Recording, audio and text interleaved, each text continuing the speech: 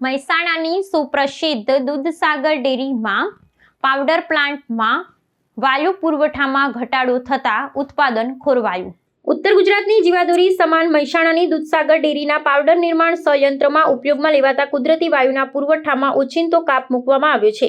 આ ઈંધણ પુરવઠામાં ઘટાડો થવાને કારણે દૂધના પાવડર બનાવવાની અત્યાધુનિક મશીનરીની સંચાલનમાં અવરોધ પેદા થયો છે। ડેરી વહીવટદારો દ્વારા પ્રાપ્ત માહિતી અનુસાર પાછલા કેટલાક દિવસોથી વાયુ વિતરણ કંપની દ્વારા કરવામાં આવેલી આ કપાતને લીધે દૈનિક ઉત્પાદન ક્ષમતા પર નોંધપાત્ર વિપરીત અસર જોવા મળી રહી છે। દૂધસાગર ડેરી એશિયાની મોટી સહકારી સંસ્થાઓમાં સ્થાન ધરાવે છે, જ્યાં લાખો પશુપાલકો દ્વારા એકત્રિત કરવામાં આવતા દૂધમાંથી વિવિધ બનાવટો તૈયાર કરવામાં આવે છે।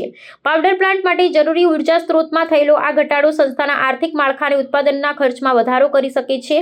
ડેરીના ઉચ્ચ પદાધિકારીઓ અને ઇજનેરો હાલમાં આ ઉર્જા સંકટને પહોંચી વળવા માટે વૈકલ્પિક વ્યવસ્થાઓ પર વિચારણા કરી રહ્યા છે, જેથી પશુપાલકો પાસેથી લેવામાં આવતા દૂધના જથ્થામાં નિકાલમાં કોઈ સમસ્યા ન સર્જાય છે।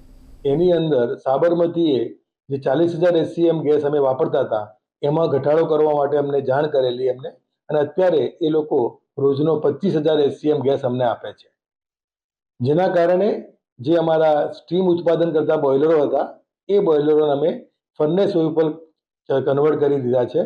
એ બોઇલરો અમે ફર્નેસ ઓઇલ પર ચલાવીએ છીએ, જેના કારણે અમારા ઓપરેશનમાં કોઈ પ્રોબ્લેમ આવે નહીં।